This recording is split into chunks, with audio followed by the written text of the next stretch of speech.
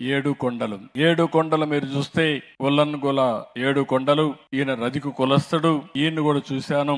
మొత్తం ఈయనకి ఒక కొడుకున్నాడు, సురేష్ ఉన్నాడు. అతను ఎలక్ట్రీషియన్ గా పనిచేస్తాడు. భార్య అంజలి ఉంది. ఇద్దరు చిన్న పిల్లలు ఉన్నారు. ఒకైతే మోక్షిత్ ఒకడు, ఇంకొక మోక్షజ్ఞాని. ఇద్దరు పిల్లలు. ఇద్దరు పిల్లలకు కూడా మళ్ళీ నందమూరి బాలకృష్ణ గారు కొడుకు పేరే పెట్టుకునే పరిస్థితికి వచ్చారు. ఏదో ఒక విధంగా డైరెక్ట్ గా ఇండైరెక్ట్ గా అది వాళ్ళకు ఉండే అభిమానం పార్టీ పైన. అందుకే నేను చూశాను, మెయిన్ రోడ్లోనే ఇల్లుంది, వాళ్ళ ఇంట్లోనే కాఫీ చేశా.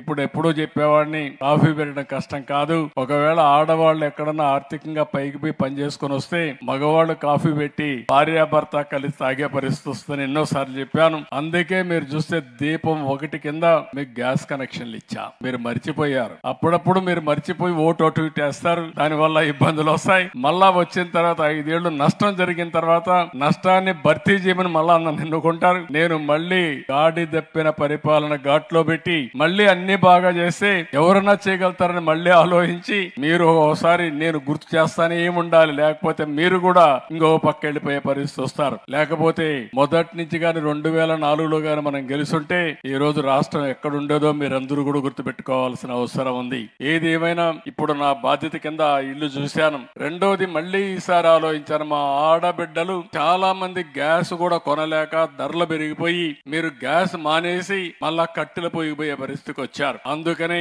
3 గ్యాస్ సిలిండర్లు ఉచితంగా ఇవ్వాలని ఈ ప్రభుత్వం నిర్ణయించాం. మళ్ళీ మిమ్మల్ని అందరినీ కట్టెల పొయ్యికి పోకుండా గ్యాస్ ద్వారా వంట చేసే పరిస్థితి తీసుకొస్తున్నాం. అందుకే చేద్దామని చెప్పి చూశాను. చాలా సులభంగా నేనే కాఫీ పెట్టగలిగా.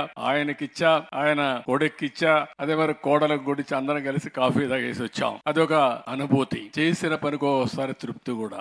ఎందుకంటే నేను ఎప్పుడూ ఒకటి ఆలోచిస్తున్నా, నేను ఎప్పుడూ దూరదృష్టితో ఆలోచించి ఏ కుటుంబానికి కూడా ఇబ్బంది లేకుండా చేయాలని చెప్పి ఆలోచిస్తున్నాం. వాళ్ళ కుటుంబం చూసిన తర్వాత ఇల్లు చాలా వరకు రిపేర్లు ఉంది. అంతా ఎక్కడ చూసినా కూడా వర్షం వస్తే మొత్తం కూడా తడిచిపోయే పరిస్థితి వచ్చింది. అందుకే అది ఆలోచించాను. కష్టపడే కుటుంబం. కొడుకైతే ఎలక్ట్రీషియన్ గా ఉన్నాడు. ఆయనైతే సైకిల్ షాప్ పెట్టుకొని అక్కడంతా కూడా సైకిల్ షాప్ కి రిపేర్ చేసే పరిస్థితికి వచ్చాడు. ఆయనకి మెషిన్ కావాలంటే ఒక 60,000 అవుతుందంటే ఇమ్మీడియట్ గా కొనిమ్మని చెప్పి కలెక్టర్ కి ఆదేశాలు ఇచ్చారు. ఇమ్మీడియట్ గా మెషిన్ ఇస్తారు. అదే మాదిరిగా ఆయనకి దగ్గర ఒక ఇల్లు కూడా 2,50,000 రూపాయలు ఇల్లు శాంక్షన్ చేసి ఊర్లో ఉండడం అందరూ చెప్పాను. అవసరమైతే పార్టీ కూడా ఇస్తాం. ఒక 5-6 లక్షలైనా మంచి ఇల్లు కట్టించి పార్టీకి పనిచేసిన దానికి గుర్తింపు ఇవ్వడానికి ముందుకు పోతున్నాం అని చెప్పి కూడా నేను మీకు తెలియజేస్తున్నా. ఆయనకు అవసరమైనప్పుడు ఆ ఇంటికి ఏదైనా ఇంకొక 2-3 లక్షలు అయితే పార్టీనే ఇస్తాం. ఎందుకంటే ఈ రోజు పార్టీని నమ్ముకొని 90 లక్షల మంది మెంబర్స్ అయ్యారు. తెలుగుదేశం పార్టీ జెండా మోసారు, కష్టపడ్డారు. ఎప్పుడు కూడా ప్రజాస్వామ్యంలో